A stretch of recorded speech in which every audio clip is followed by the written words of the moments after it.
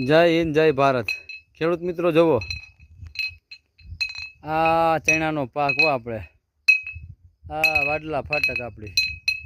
આ જુનાગઢ જો આ દેશી જુગાડ તમે જોવો આમાં કાંઈ ન ઘટે જો આમ ખેડૂત હાજરવાડીએ ન હોય